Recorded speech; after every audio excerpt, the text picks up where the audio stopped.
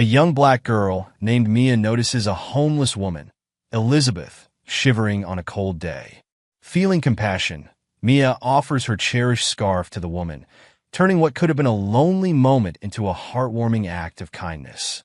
What Mia doesn't realize is that her small gesture will lead to life-changing consequences far beyond what anyone could have imagined.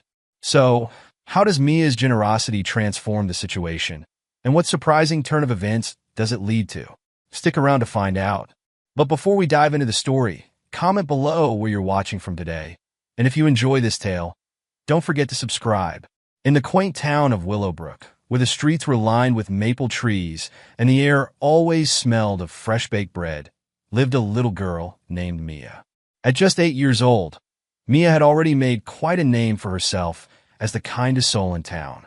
Her warm brown eyes sparkled with joy whenever she helped someone, and her infectious smile could light up even the gloomiest of days. Mia lived with her parents, James and Tanya, in a cozy blue house at the end of Cherry Lane. Every morning, she would skip down the front steps, her colorful backpack bouncing against her shoulders, ready to spread kindness wherever she went. "Remember, Mia," her father would often say, kneeling down to her level, "a little kindness can change someone's whole day." Mia would nod solemnly, taking these words to heart. "I know, Daddy. That's why I always share my lunch with Tommy, even though he never remembers his." Her mother would chuckle, ruffling Mia's curly hair. "That's our girl, always thinking of others." It wasn't just her parents who had instilled this sense of compassion in Mia. Her grandmother, Nana Rose, was a pillar of the community, known for her volunteer work at the local shelter. Mia idolized her Nana, often accompanying her on her rounds, handing out warm meals and kind words to those in need.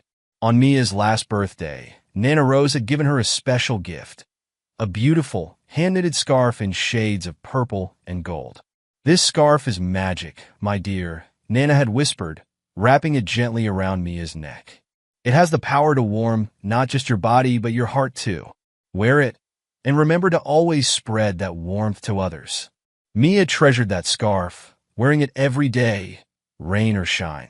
She would run her fingers over the intricate patterns, imagining her Nana's love woven into every stitch. One crisp autumn day, as the leaves crunched beneath their feet and the wind whistled through the trees, Mia and her mother set out for their weekly trip to the farmer's market. The town was bustling with activity, people hurrying to and fro, their breaths visible in the chilly air. "Look, Mommy!" Mia exclaimed, pointing to a group of children jumping in a pile of leaves. Their laughter echoed down the street, a joyful soundtrack to the morning. Tanya smiled, squeezing her daughter's hand. "It's nice to see people having fun, isn't it?" As they walked, Mia waved to Mr. Johnson, the baker, who was setting out fresh loaves in a shop window. The warm, yeasty smell made her stomach growl. "Can we get some bread, Mommy?" "Please." "Maybe on the way back, sweetie. We don't want the vegetables to get cold while we shop." They passed by the town square, where a group of elderly men were engaged in a heated game of chess. Mia giggled as she overheard one of them accusing another of cheating. "No way, George. That knight can't move like that." The town was full of these little pockets of warmth. Neighbors chatting over fences, kids racing their bikes down the sidewalk, couples walking hand in hand. But as they turned the corner on a maple street, the scene changed dramatically. There, on a bench outside the old library, sat a woman Mia had never seen before. She was hunched over, her thin frame shaking with each gust of wind. Her clothes were tattered and dirty, full of holes that let the cold seep in. A few stringy strands of gray hair peeked out from under a worn-out hat. Mia stopped in her tracks, her eyes wide. "Mommy," she whispered, tugging on her mother's sleeve. "Look at that lady. She looks so cold." Tanya glanced at the woman, a mix of concern and wariness crossing her face. "Yes, honey. Sometimes people fall on hard times and don't have a warm place to stay." But Mia wasn't listening anymore. Without hesitation, she let go of her mother's hand and approached the bench. "Excuse me, ma'am," she said softly. The woman looked up, her blue eyes cloudy with age and fatigue. She seemed startled to see someone addressing her directly. "Yes, child." Her voice was raspy, as if she hadn't used it in a long time. Mia didn't hesitate. She unwrapped the scarf from around her neck, the scarf her Nana had given her, and held it out to the woman. Here, you look cold. This scarf is magic. It'll keep you warm. The woman stared at Mia, then at the scarf, her eyes filling with tears. Oh, sweetheart, I couldn't possibly. But Mia was already draping it around the woman's shoulders, tucking it in gently. There, she said with a satisfied nod. Now you'll be nice and warm. The woman touched the soft wool, her fingers trembling. A tear slipped down her weathered cheek. Thank you, she whispered. Thank you so much. Mia beamed, her heart swelling with the joy of helping someone. She turned to her mother, expecting to see pride on her face. Instead, Tanya looked worried. Mia, she said, her voice low as she pulled her daughter aside. That was very kind of you, but we don't know this woman. It might not be safe to talk to strangers like that. Mia frowned, confused. But Mommy, she was cold, and you and Daddy always say we should help people in need. Tanya sighed, torn between pride in her daughter's compassion and concern for her safety. I know, sweetie, and it was a wonderful thing you did. But next time, maybe we should find a safer way to help. Okay. Mia nodded, but she couldn't shake the feeling that she had done the right thing. As they walked away, she turned back to wave at the woman. The homeless lady was still sitting there, but now she was wrapped in the colorful scarf, a small smile on her face as she waved back. That night, as Tanya tucked Mia into bed, she couldn't help but marvel at her daughter's pure heart. You know, Mia, she said, smoothing the blanket, I'm very proud of what you did today. Your kindness is a beautiful thing. Mia yawned, snuggling into her pillow. I just did what Nana Rose would have done. Do you think the magic scarf will help keep that lady warm tonight? Tanya kissed her daughter's forehead. I'm sure it will, sweetheart, and not just because of the wool. Your kindness will keep her warm, too. As Mia drifted off to sleep, she imagined her scarf wrapped around the woman, glowing with warmth and love. She didn't know it then, but that simple act of kindness would set in motion a chain of events that would change not just one life, but the entire town of Willowbrook. The morning sun peeked through the curtains of Mia's bedroom, casting a warm glow on her colorful walls. As her alarm clock chimed, Mia stirred, rubbing the sleep from her eyes. It was a school day just like any other, but something felt different in the air. She couldn't quite put her finger on it, but there was a strange mixture of excitement and unease swirling in her tummy. Sitting up in bed, Mia stretched her arms high above her head, her curly hair a wild mess around her face. She glanced at the empty hook on her bedroom door where her special scarf usually hung. For a moment, she felt a pang of sadness, remembering the kind homeless lady she had given it to yesterday. But then she smiled, imagining how warm and cozy the woman must have been last night. Mia, honey, time to get ready for school, her mother's voice called from downstairs. Coming, Mom, Mia replied, hopping out of bed. She went about her usual morning routine, brushing her teeth, making sure to count to 60 like her dentist taught her, combing her unruly hair, which never seemed to want to behave, and picking out her favorite polka dot dress for school. As she tied her shoelaces, she couldn't shake the feeling that today was going to be different somehow. Downstairs, the kitchen was filled with the aroma of pancakes and the sound of the morning news on the radio. Mia's father, James, was at the stove, flipping pancakes with expert precision, while her mother, Tanya, was packing Mia's lunch. Good morning, Pumpkin, James said, sliding a stack of pancakes onto Mia's plate. Sleep well? Mia nodded, drowning her pancakes in syrup. But I had a funny dream about the lady I gave my scarf to. We were having a tea party with Mr. Whiskers. Mr. Whiskers was the neighborhood cat that often lounged on the front porch. Tanya and James exchanged a quick glance, their smiles faltering for just a moment. That sounds like a nice dream, Tanya said, placing Mia's lunchbox on the table. Eat up now, or we'll be late for school. As Mia munched on her pancakes, she noticed her parents seemed a bit distracted. They kept looking at each other and then at her, as if they wanted to say something but weren't sure how. Just as Mia was about to ask what was wrong, there was a sharp knock at the front door. The sound echoed through the house, making everyone jump. Who could that be at this hour? James wondered aloud, wiping his hands on a dish towel. Tanya shrugged, looking equally puzzled. I'll get it, she said, heading for the door. Mia craned her neck, trying to see past her mother as she opened the door. Her eyes widened in surprise when she saw two police officers standing on their front porch. One was a tall man with a kind face and graying hair at his temples. The other was a younger woman with short blonde hair and a gentle smile. "Good morning, ma'am," the male officer said, his voice deep and reassuring.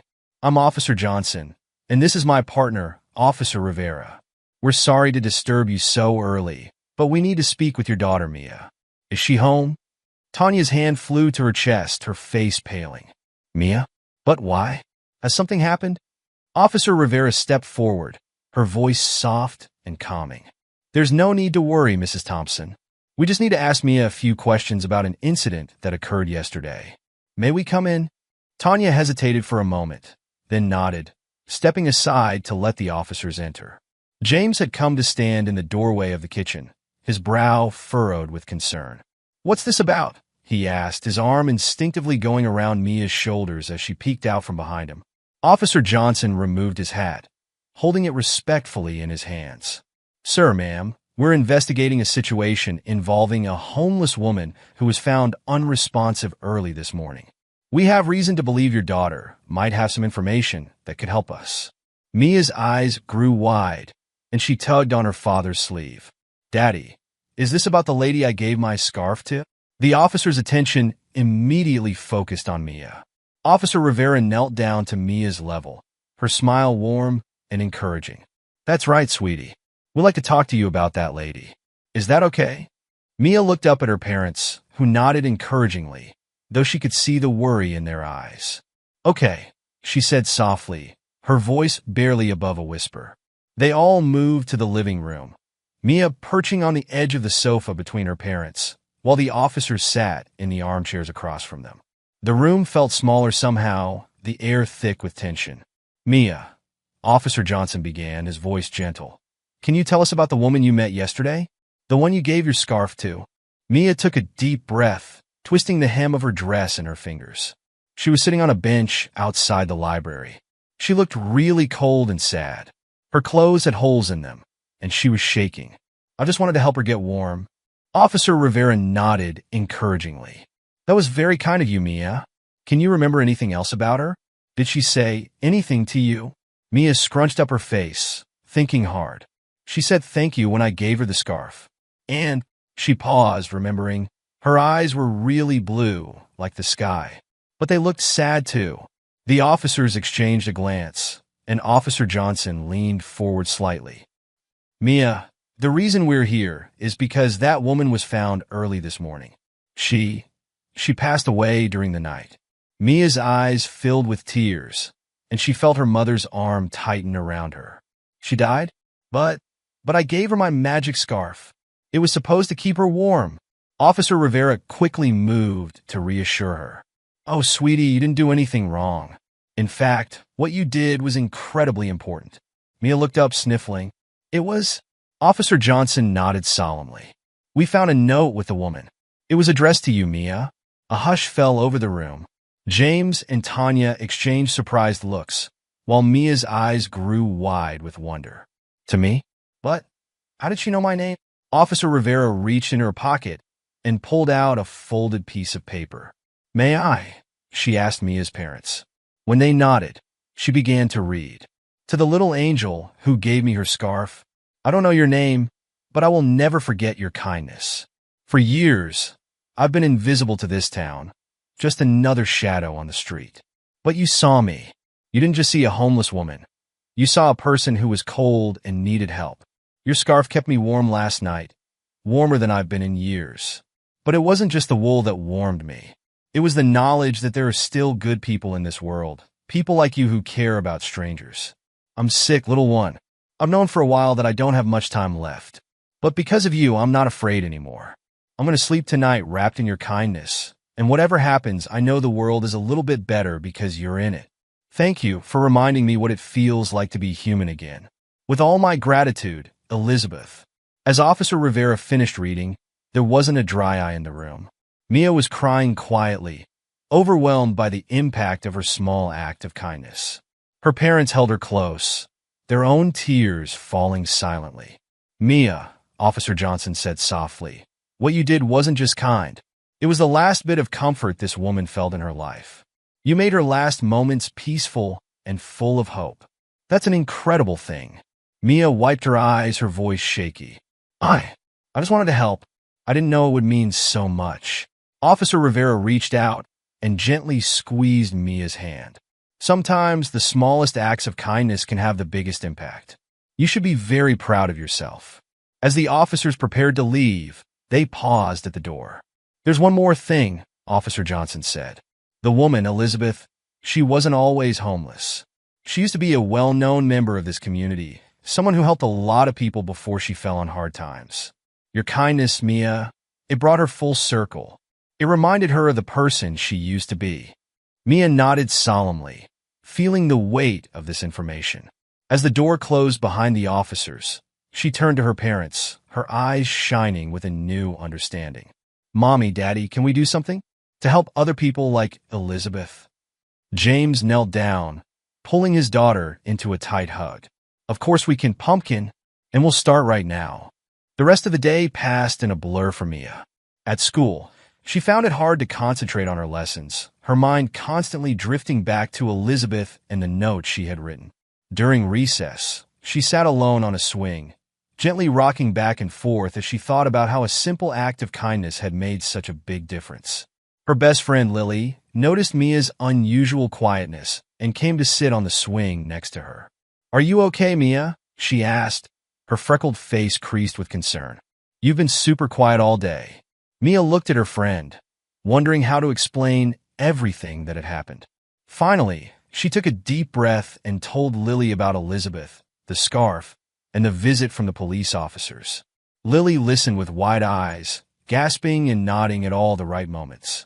Wow, Mia, Lily said when the story was finished. That's amazing. You're like a real-life superhero or something. Mia shook her head, blushing. I'm not a superhero.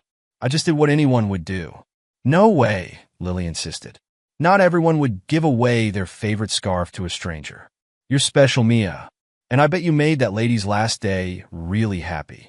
As they walked back to class, Mia felt a little lighter. Sharing the story with Lily had helped her process her emotions, and her friend's words made her feel proud of what she had done. That afternoon, as Mia's mother picked her up from school, she noticed a small crowd gathered around the notice board in the schoolyard. Curious, they went to see what was causing the commotion. There, pinned to the board, was a newspaper article with a bold headline, Local Girl's Act of Kindness Touches Hearts. Beneath it was a picture of Mia, taken at last year's school play, where she had starred as a sunflower. Mia's jaw dropped as she read the article. It told the story of her encounter with Elizabeth, praising her compassion and highlighting the impact of her simple act of kindness. The article went on to reveal more about Elizabeth's past, how she had once been a successful businesswoman who had donated generously to local charities before a series of misfortunes left her homeless. As they stood there, other parents and children began to notice Mia. Whispers spread through the crowd, and soon people were approaching her, patting her on the back and telling her how proud they were. You're an inspiration, Mia, Mrs. Rodriguez, her third-grade teacher, said with tears in her eyes. You've reminded us all of the power of kindness. Overwhelmed by the attention, Mia clung to her mother's hand. Tanya, sensing her daughter's discomfort, quickly ushered her to the car. As they drove home, Mia was unusually quiet, staring out the window at the familiar streets of their town. Are you okay, sweetie? Tanya asked, glancing at Mia in the rearview mirror. Mia nodded slowly. Yeah, I think so. It's just, I didn't do anything special, Mom. I just wanted to help someone who was cold. Tanya reached back to squeeze Mia's knee. That's exactly what makes it special, honey. You saw someone in need, and you helped without thinking twice. That's true kindness. When they got home, they found James in the living room, surrounded by stacks of papers and his laptop open on the coffee table. He looked up as they entered, his face breaking into a wide smile. There's my little hero, he exclaimed, scooping Mia up in a big hug. How are you feeling, Pumpkin? Mia shrugged, burying her face in her father's shoulder. Okay, I guess. Everyone at school was making a big fuss. James set her down gently, kneeling to look her in the eye. I know it might feel overwhelming, but what you did was truly special. And look, he gestured to the papers around him. It's inspired me to do something too. Curious, Mia peered at the papers. She recognized some of them as forms from her father's work at the community center. What are you doing, Daddy? James's eyes sparkled with excitement. Well, after the officers left this morning, I couldn't stop thinking about Elizabeth and how many others like her might be out there in our town. So, I've been working on a proposal for a new program at the community center, a shelter and support system for people experiencing homelessness. Tanya gasped, her hand flying to her mouth. James, that's wonderful. Mia looked between her parents, a smile slowly spreading across her face. Really? We're going to help more people like Elizabeth? James nodded, pulling both Mia and Tanya into a group hug. That's right, Pumpkin. And it's all because of you. Your kindness didn't just help Elizabeth. It's going to help a lot of people.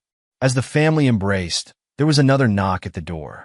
This time, when Tanya opened it, they found Mr. Garrett, the town mayor, standing on their porch. He was a tall man with a round belly and a kind face, known for his booming laugh and love of community events. Good evening, Thompsons, he said, his voice warm and friendly. I hope I'm not interrupting, but I wanted to speak with young Mia here. Mia peeked out from behind her father, suddenly shy in the presence of such an important person. Mr. Garrett knelt down, bringing himself to her eye level. Hello, Mia, he said gently. I've heard about what you did for Elizabeth, and I wanted to come thank you personally. Your kindness has touched a lot of hearts in our town. Mia nodded, not sure what to say. Mr. Garrett continued. I also wanted to let you know that because of your actions, we've decided to do something special. We're going to create a memorial for Elizabeth in the town square, to honor her memory and to remind everyone of the importance of kindness and community. Mia's eyes widened. A memorial? Like a statue? Mr. Garrett chuckled. Well, not quite a statue.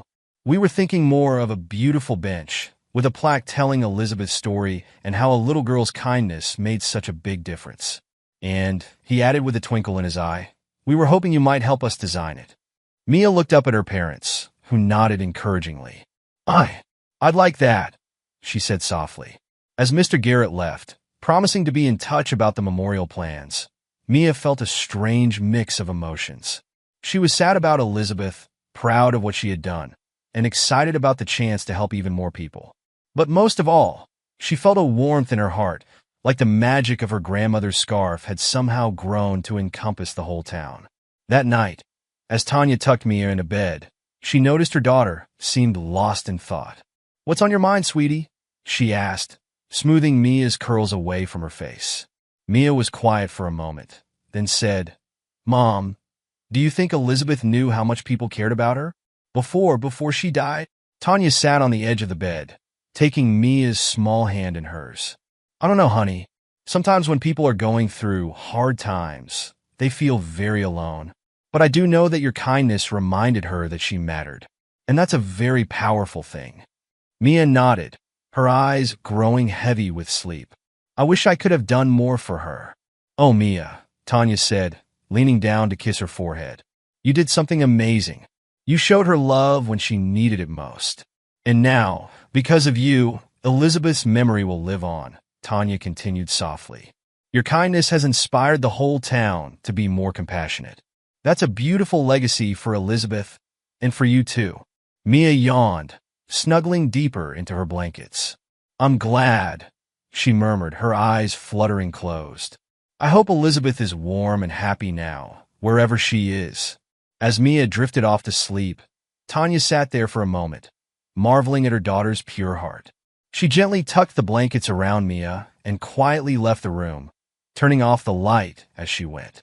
Downstairs, she found James still at work on his proposal, his brow furrowed in concentration.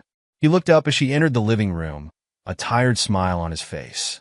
How's our little hero? He asked, stretching his arms above his head.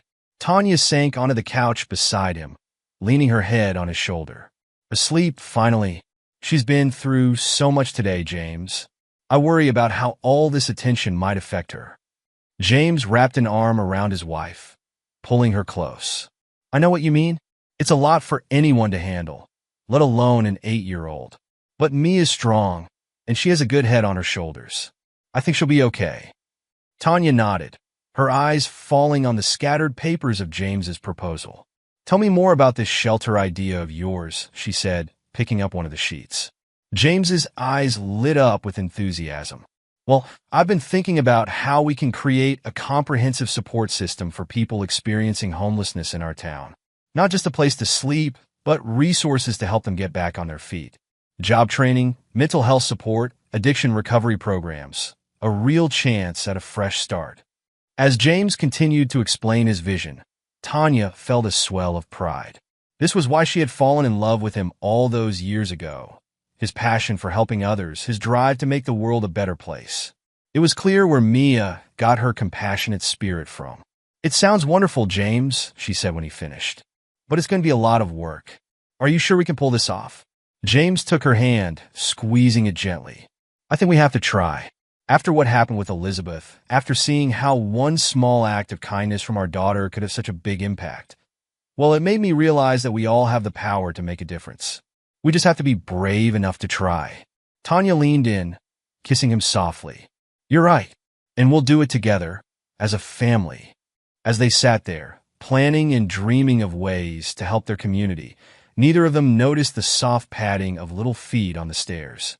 Mia stood in the shadows of the hallway, listening to her parents talk. A warm feeling spread through her chest as she realized that her simple act of giving away her scarf had set something big in motion. She thought about Elizabeth, imagining her wrapped in the colorful scarf, feeling warm and loved in her final moments. And she thought about all the other people out there who might need help, who might just need someone to see them and show them kindness. Quietly, Mia crept back up to her room. She pulled out her art supplies and a large sheet of paper, and by the light of her bedside lamp, she began to draw. Her crayon moved across the paper, bringing to life her vision for Elizabeth's memorial bench. It would be colorful and welcoming, just like her scarf. And on it, she would write words that she hoped would inspire others to be kind. A little kindness can warm the world. As Mia worked on her drawing, the events of the day replayed in her mind. She thought about the police officers and their kind words, about Mr. Garrett and his proposal for the memorial, about her parents and their plans to help even more people. And she thought about Elizabeth, a woman she had only met for a moment, but who had changed her life in such a big way. Mia realized that even though Elizabeth was gone, her story wasn't over. It was just beginning, really, because now, Elizabeth's memory would live on through the kindness she had inspired in others. And Mia promised herself that she would keep that kindness alive, no matter what. As the first light of dawn began to peek through her curtains, Mia finally put down her crayons. She looked at her drawing with tired but satisfied eyes. It wasn't perfect, but it was full of heart, just like her act of kindness had been.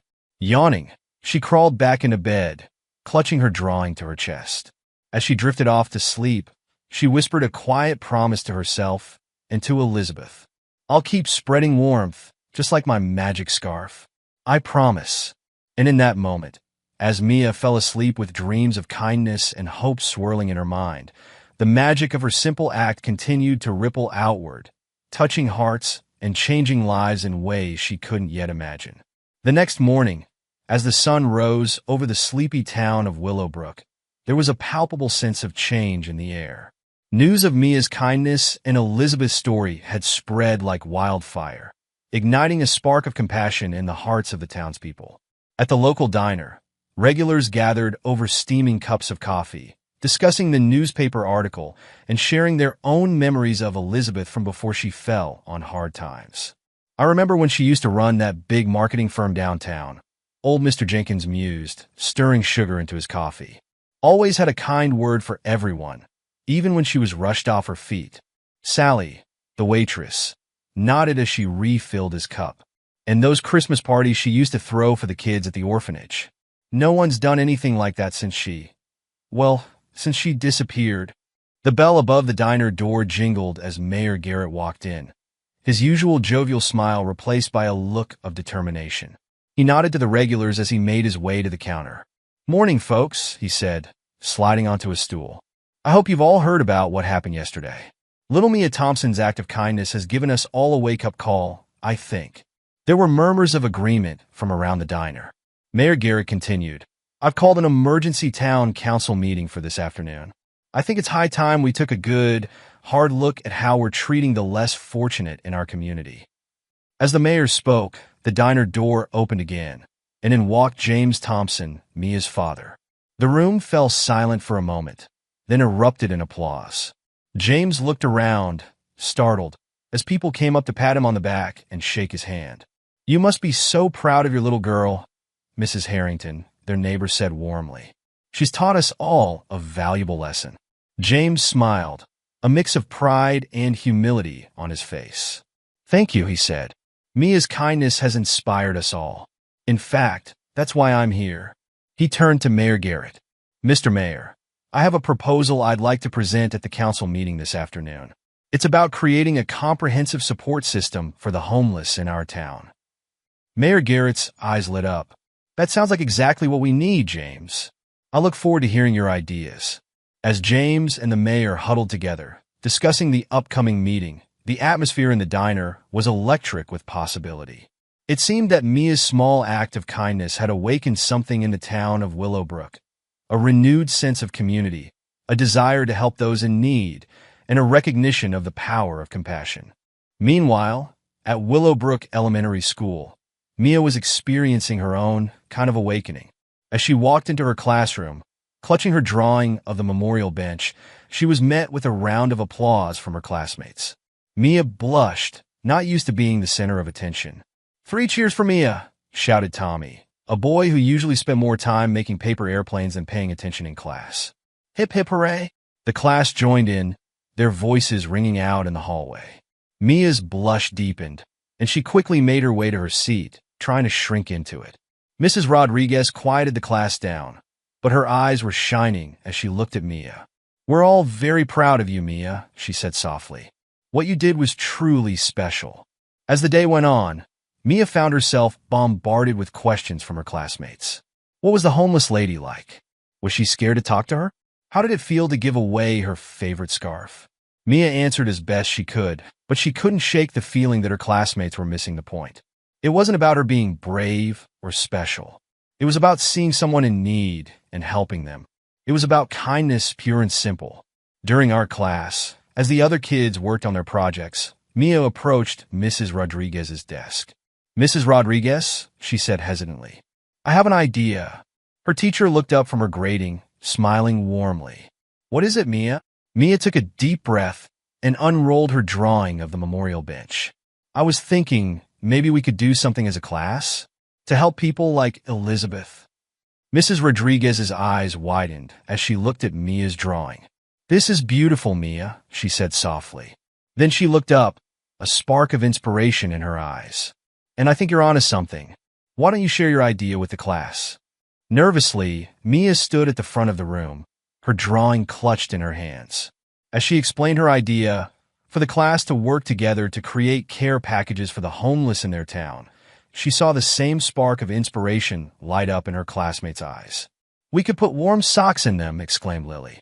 "And granola bars," added Jake. "My mom makes really good soup," said Sarah shyly. "Maybe she could make some for the packages?"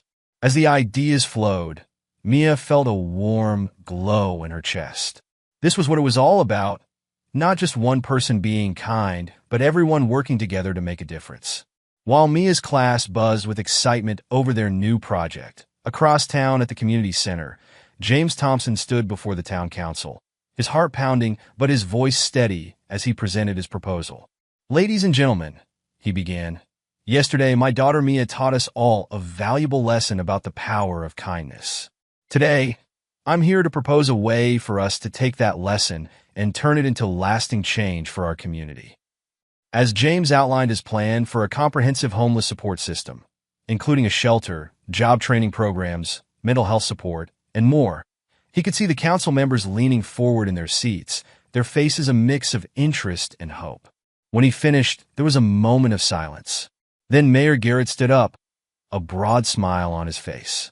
"James," he said, his voice filled with emotion, "I think I speak for all of us when I say that this is exactly what Willowbrook needs.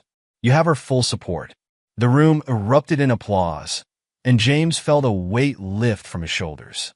As council members crowded around him, offering congratulations and suggestions. He couldn't help but think of Mia and her simple act of kindness that had started it all. As the sun began to set on this extraordinary day in Willowbrook, the Thompson family gathered in their living room, each bursting with news to share. "Daddy, Daddy," Mia exclaimed as soon as James walked through the door. "Guess what? Our whole class is going to make care packages for homeless people, and Mrs. Rodriguez said we can use the classroom after school to work on them." James scooped Mia up in a big hug, spinning her around. "That's wonderful, Pumpkin. I'm so proud of you for inspiring your classmates." Tanya joined them, wrapping her arms around both James and Mia. "And how did your presentation go, honey?" she asked James. James's face broke into a wide grin. "They loved it. The council approved the proposal unanimously. We're going to be able to help so many people, Tanya." As the family celebrated their victories, big and small, there was a knock at the door. Tanya opened it to find Mr. Garrett standing there, along with several other town council members and a man none of them recognized. "Good evening, Thompsons," Mr. Garrett said, his eyes twinkling. "I hope we're not interrupting, but we have some news we thought you'd like to hear in person." The stranger stepped forward, extending his hand to James. "Mr. Thompson, my name is Robert Caldwell. I'm the CEO of Caldwell Industries." James shook his hand, a look of confusion on his face. "It's nice to meet you, Mr. Caldwell, but I'm afraid I don't understand." Mr. Caldwell smiled. "I read about what your daughter did for Elizabeth and about your proposal for the homeless support system. I was so moved that I've decided to make a substantial donation to fund the project. My company will also be partnering with your job training program to provide employment opportunities for those who complete it." The Thompsons stood in shock, unable to believe what they were hearing. Mia tugged on her father's sleeve. "Daddy," she whispered, "what does that mean?" James knelt down, tears shining in his eyes. "It means, Pumpkin, that because of your kindness, we're going to be able to help even more people than we thought. You've started something amazing, Mia." As the adults discussed the details of the donation and partnership, Mia slipped away to her room. She climbed on her bed and looked out the window at the starry sky. Somewhere up there, she thought Elizabeth was watching, and Mia hoped she was proud of what her story had inspired. "I'll keep spreading warmth, Elizabeth," Mia whispered to the stars. "I promise." And as the town of Willowbrook settled in for the night, there was a sense of hope and possibility in the air. A little girl's act of kindness had sparked a movement, reminding everyone of the power they had to make a difference in the world. It was just the beginning of a new chapter for Willowbrook, a chapter filled with compassion, community, and the magic of a simple act of kindness. As the weeks passed, the town of Willowbrook buzzed with a newfound energy. The impact of Mia's simple act of kindness had spread like ripples in a pond, touching every corner of the community. The once quiet streets now hummed with activity as people came together to support James's homeless initiative and other community projects. On a crisp Saturday morning, Mia stood hand in hand with her parents at the edge of Willowbrook Park. A crowd had gathered for the unveiling of Elizabeth's memorial bench. The air was filled with a mixture of excitement and solemnity as Mayor Garrett stepped up to a small podium. "Friends and neighbors," he began, his voice carrying across the park, "we're here today to honor a woman who, in her final moments, reminded us all of the power of kindness. Elizabeth's story and the compassion shown by young Mia Thompson have sparked a change in our town that I believe will be felt for generations to come." As the mayor spoke, Mia's eyes were fixed on the bench, still covered by a large cloth. She squeezed her mother's hand tightly, a lump forming in her throat. This was all so much bigger than she had ever imagined. "And now," Mayor Garrett continued, "I'd like to invite Mia Thompson to help me unveil the memorial." Mia looked up at her parents, suddenly nervous. Tanya gave her a gentle push forward, smiling encouragingly. "Go on, sweetie. You can do it." With small, hesitant steps, Mia made her way to the front of the crowd. Mayor Garrett held out his hand, helping her up onto the small platform beside the bench. "Ready?" he asked softly. Mia nodded, reaching out to grasp the edge of the cloth. Together, they pulled, and the covering fell away to reveal a beautiful wooden bench. It was painted in vibrant colors, purples, golds, and blues that reminded Mia of her grandmother's scarf. In the center was a small plaque that read, "In memory of Elizabeth Parker, a reminder that kindness can warm the coldest of days, inspired by the compassion of Mia Thompson." Mia's eyes widened as she read the words. She hadn't known Elizabeth's last name until now, and seeing it there made her feel closer to the woman she had only met briefly. The crowd burst into applause, and Mia felt a warm hand on her shoulder. She looked up to see Mrs. Rodriguez, her teacher, smiling down at her with tears in her eyes. "You've done a wonderful thing, Mia," she said softly. As the crowd began to disperse, many stopping to admire the bench or to shake Mia's hand, she noticed a group of people she didn't recognize standing off to the side. They were dressed simply, some looking a bit worn and tired, but all watching the proceedings with interest. Curious, Mia tugged on her father's sleeve. "Daddy, who are those people?" she whispered. James looked over and smiled. "Those are some of the first people we've been able to help through our new program," he explained. "They wanted to come and pay their respects to Elizabeth. Would you like to meet them?" Mia nodded, suddenly shy, but eager to talk to the people her father's program was helping. As they approached the group, a tall man with graying hair stepped forward. "You must be Mia," he said, his voice gravelly but kind. "I'm Tom. I just wanted to thank you for what you did. Your kindness, well, it's given a lot of us hope." Mia blushed, not sure what to say. "I'm glad I could help," she managed finally. Are you staying at my dad's shelter?" Tom nodded. "I am. And let me tell you, it's making a world of difference. I'm even starting a job next week, thanks to the training program." As Mia talked with Tom and the others, hearing their stories and seeing the impact of her father's work firsthand, she felt a warmth spreading through her chest. This was what kindness could do. It could change lives, give people hope, and bring a community together. Later that afternoon, as the Thompson family walked home from the park, Mia was uncharacteristically quiet. Tanya noticed her daughter's thoughtful expression and asked, "What's on your mind, sweetie?" Mia looked up, her eyes serious. "I was just thinking about all the people Dad's helping and about Elizabeth. It's good that we're doing all this, but it's sad that we didn't help Elizabeth sooner. Before she died." James and Tanya exchanged a look over Mia's head. James knelt down, bringing himself to Mia's eye level. "You're right, Pumpkin. We should have done more sooner. But that's why what we're doing now is so important. We're making sure that there are fewer people like Elizabeth who fall through the cracks." Mia nodded slowly, processing her father's words. I wish I could have known her better, known her story." Tanya squeezed Mia's hand. "I think I might have an idea about that. Why don't we do some research? Maybe we can learn more about Elizabeth's life and share her story with others. That way, we can help people understand why it's so important to help those in need." Mia's eyes lit up at the suggestion. "Could we really do that? Like, make a book about her or something?" James chuckled, ruffling Mia's hair. "That's a great idea, kiddo, and I bet a lot of people would be interested in reading it. Why don't we start working on it tomorrow?" As they continued their walk home, Mia's mind was buzzing with ideas for the book. She imagined telling Elizabeth's story, from her successful days as a businesswoman to her struggles on the streets. And maybe, just maybe, by sharing Elizabeth's story, they could inspire even more people to be kind and help others in need. The next few weeks were a whirlwind of activity. While James worked tirelessly to get the homeless shelter and support programs up and running, Mia and Tanya threw themselves into researching Elizabeth's life. They spent hours at the local library, poring over old newspapers and public records. They interviewed people who had known Elizabeth in her better days, collecting stories and memories. With each piece of information they uncovered, Elizabeth became more than just a name on a bench. She became a real person with a rich history and a tragic fall from grace. One Saturday afternoon, as Mia and Tanya were sorting through their notes at the kitchen table, there was a knock at the door. James answered it to find Mr. Caldwell, the CEO who had donated to the Homeless Initiative, standing on their porch. "Mr. Caldwell," James said, surprised. "Please come in. What brings you here?" Mr. Caldwell stepped inside, smiling warmly at the family. "I hope I'm not interrupting, but I wanted to see how things were progressing with the program." And, he added, his eyes twinkling as he looked at Mia, "I heard a rumor that someone was working on a very special book project." Mia's eyes widened. "You know about our book?"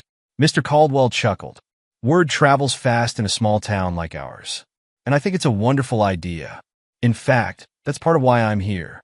I'd like to offer my company's resources to help you publish the book when it's ready. Tanya Gasped. Mr. Caldwell, that's incredibly generous of you. But why? The CEO's face grew serious. Because I knew Elizabeth back in the day. We were colleagues, competitors sometimes, but always friends. When I heard what had happened to her, well, let's just say I felt I owed it to her memory to help in any way I could. As Mr. Caldwell shared his own memories of Elizabeth with the family, Mia felt the story they were crafting come to life even more. Elizabeth wasn't just a homeless woman or a successful businesswoman. She was a friend, a competitor, a complex person who had touched many lives. Over the next few months, the town of Willowbrook continued to change. The homeless shelter opened its doors, providing not just a place to sleep, but a range of services to help people get back on their feet. James's job training program, in partnership with Caldwell Industries and other local businesses, began to show results as participants found steady employment. Mia's class project to create care packages for the homeless had expanded, with other classes and even other schools in the district joining in. The local diners started a pay-it-forward program, where customers could buy meals in advance for those who couldn't afford them. And through it all, Mia and Tanya worked on their book, weaving together Elizabeth's story with the tale of how one small act of kindness had transformed an entire community. As winter turned to spring, the day finally came for the book launch. The event was held at the community center, which was packed with people eager to read The Scarf That Warmed a Town, Elizabeth's story. Mia stood nervously at the front of the room, clutching a copy of the book in her hands. She looked out at the sea of faces, her classmates, her parents, Mr. Caldwell, Mayor Garrett, and so many others who had become part of this journey. Hi everyone, she began, her voice shaky at first but growing stronger as she spoke. When I gave my scarf to Elizabeth that day, I never imagined all of this would happen. I just saw someone who was cold and wanted to help. But now I know that kindness is like a seed. If you plant it and nurture it, it can grow into something amazing.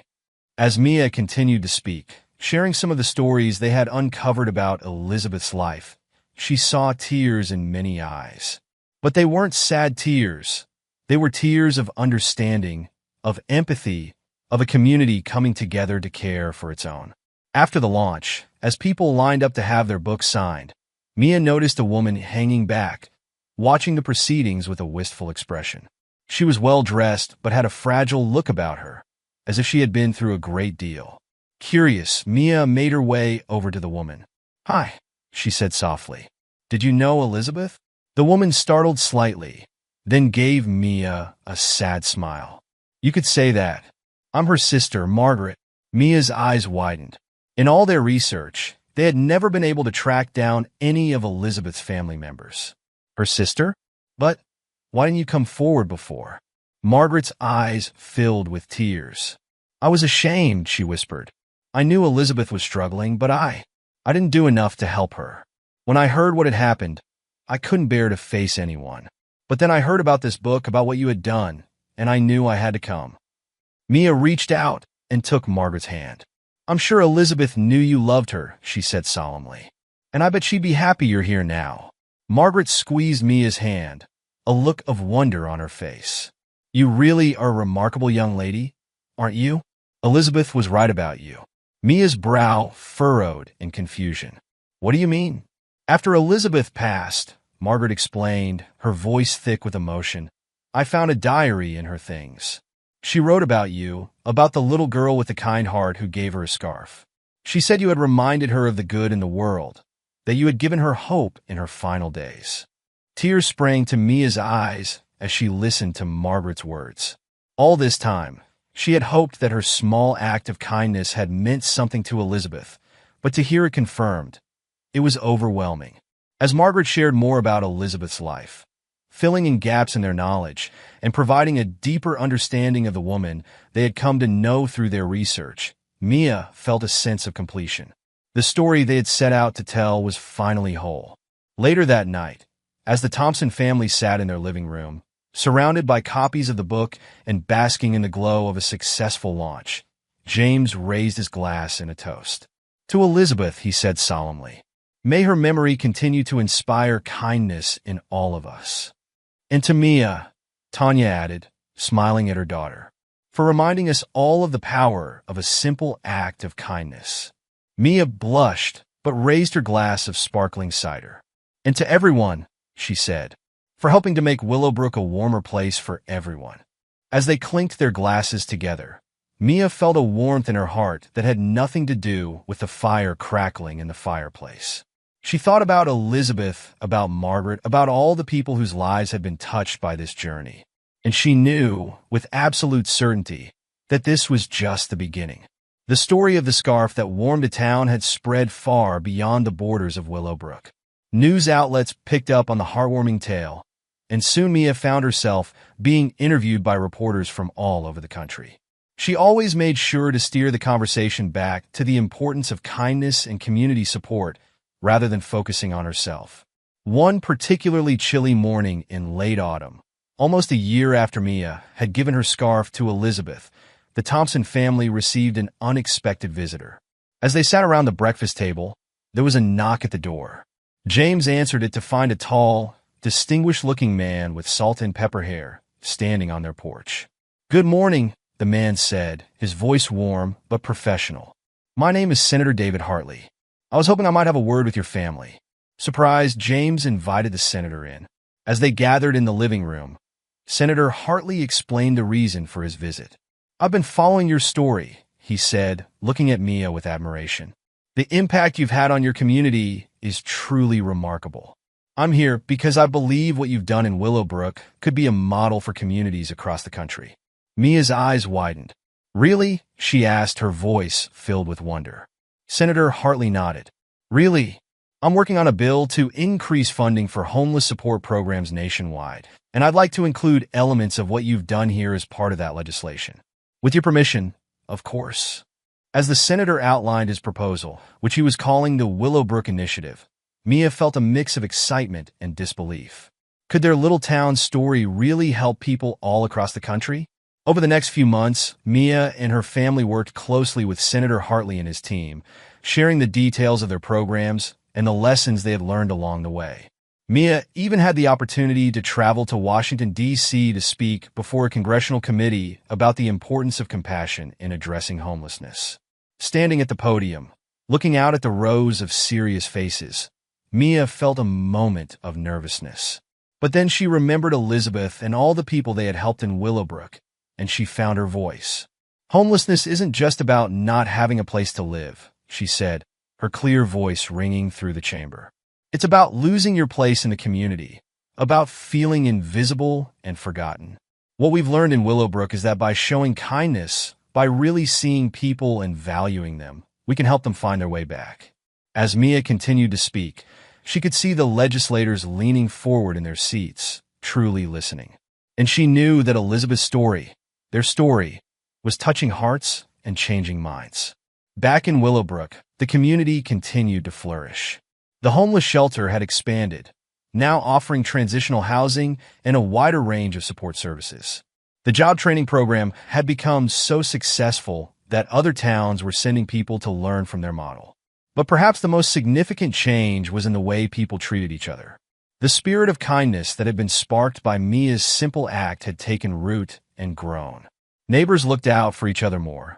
Strangers smiled and chatted on the streets, and there was a palpable sense of warmth and community wherever you went.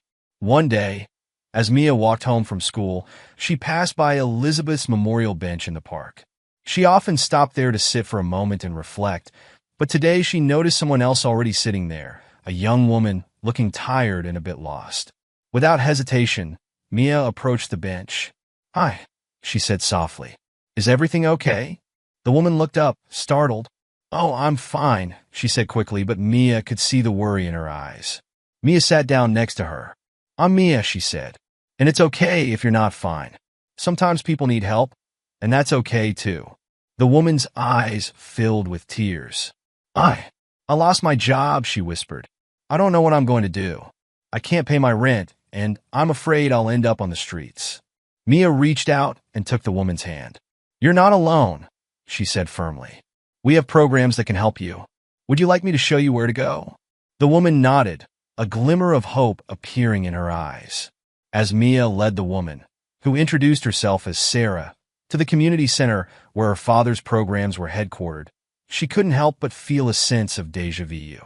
It was almost as if she was retracing the steps that had started with giving her scarf to Elizabeth.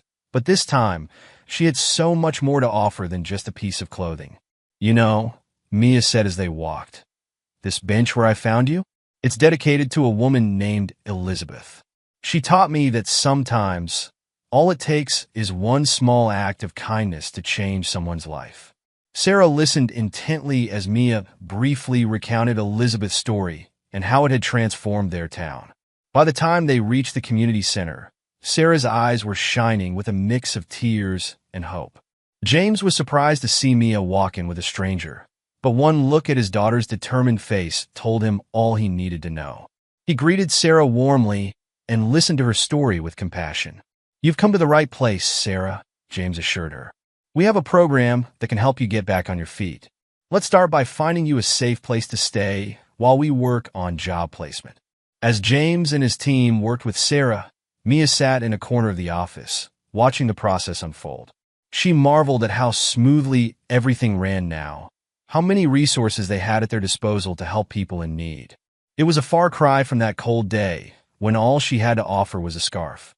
Over the next few weeks, Mia checked in on Sarah's progress regularly. She was thrilled to learn that Sarah had been placed in a transitional housing unit and was excelling in a job training program for administrative assistants. One afternoon, as Mia was helping Sarah move into her new apartment, a small but cozy place she could now afford thanks to her new job, Sarah turned to her with tears in her eyes. Mia, she said, her voice choked with emotion, I don't know how to thank you. If you hadn't stopped to talk to me that day on the bench, I don't know where I'd be now. Mia smiled, remembering Elizabeth. You don't have to thank me, she said softly. Just promise that when you're back on your feet, you'll find a way to help someone else. That's how we keep the kindness going. Sarah nodded solemnly, pulling Mia into a tight hug. I promise, she whispered. As spring turned to summer, news came that the Willowbrook Initiative had passed in Congress. Senator Hartley called the Thompson family personally to share the good news. This is going to change lives all across the country, he said, his voice filled with excitement. And it all started with a little girl and her scarf. Mia, you should be very proud. The town of Willowbrook decided to celebrate this achievement with a community-wide kindness festival. The main street was closed off to traffic, filled instead with booths showcasing various community initiatives and local businesses that had joined in the spirit of giving back. Mia wandered through the festival, marveling at how much had changed in just over a year. She stopped at a booth where her classmates were collecting donations for care packages, remembering how it had all started with their small class project. As she helped sort through the donations, she overheard a conversation that made her pause. Did you hear? One woman was saying to another. The Caldwell Foundation is starting a scholarship program for homeless youth.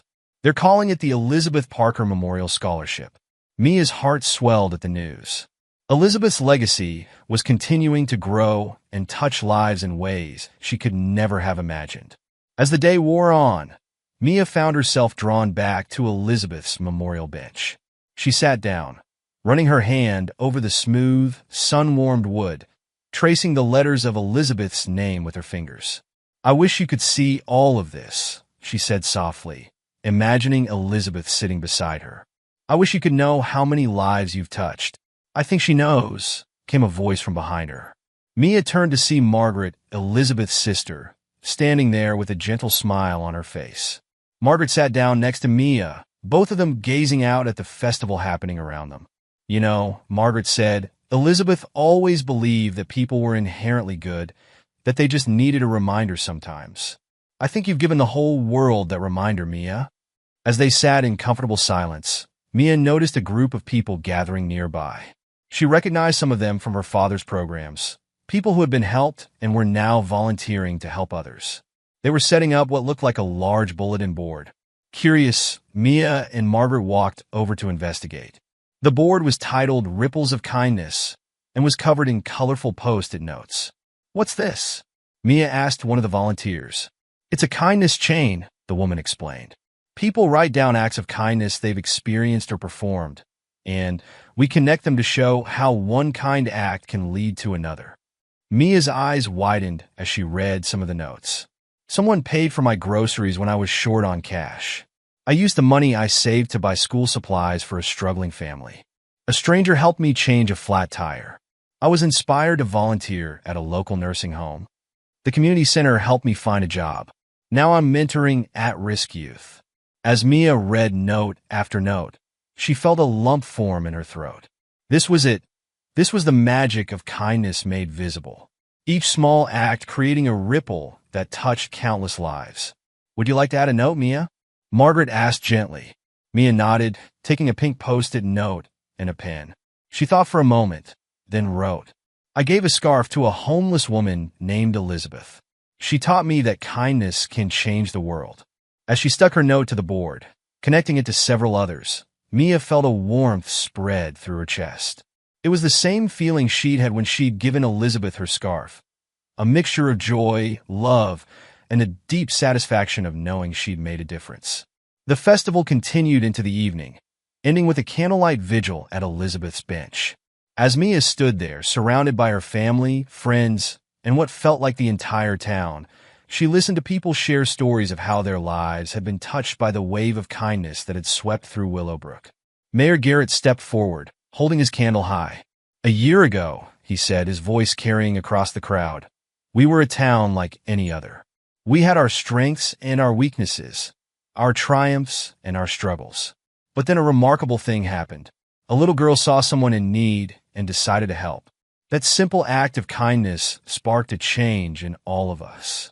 He turned to Mia, his eyes shining in the candlelight. Mia Thompson reminded us of the power we all have to make a difference. She showed us that kindness isn't just a nice idea. It's a force that can transform communities and change lives. As the mayor continued to speak, Mia felt her father's hand on her shoulder. She looked up to see both her parents smiling down at her, their eyes filled with pride and love. And now, Mayor Garrett concluded, that spark of kindness that started here in Willowbrook is spreading across the nation. The Willowbrook Initiative will help communities everywhere create the kind of support systems we've built here. But more than that, I hope it will inspire people everywhere to open their hearts, to see those in need around them, and to reach out with kindness. A chorus of "Hear, hear" rose from the crowd, along with applause. Mia blushed, still not entirely comfortable with being the center of attention, but feeling proud of what they had all accomplished together. As the vigil came to an end and people began to disperse, Mia found herself once again sitting on Elizabeth's bench. She closed her eyes, thinking about everything that had happened since that cold day when she'd given away her scarf. She thought about Sarah, now thriving in her new job and apartment. She thought about Tom and the others from her father's program, many of whom were now helping newcomers find their footing. She thought about her classmates and their ongoing projects to help the community. But mostly, she thought about Elizabeth. In her mind's eye, she could see her, wrapped in the colorful scarf, smiling down at her from wherever she was now. "We did it, Elizabeth," Mia whispered. "We made the world a little bit warmer." As if in response, a gentle breeze rustled through the trees, carrying with it the scent of blooming flowers. Mia smiled, feeling a sense of peace settle over her. She knew that there was still much work to be done. The Willowbrook Initiative would need support to reach its full potential. There would always be people in need of help, always be opportunities to spread kindness. But now Mia understood something fundamental. Every act of kindness, no matter how small, had the power to change lives. As she stood up from the bench, ready to join her family and head home, Mia made a silent promise to herself and to Elizabeth's memory. She would continue to spread warmth and kindness wherever she went.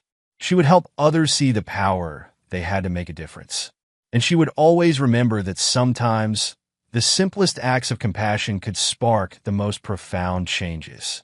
With one last look at the bench, Mia turned and walked towards her waiting family, her heart full of hope for the future.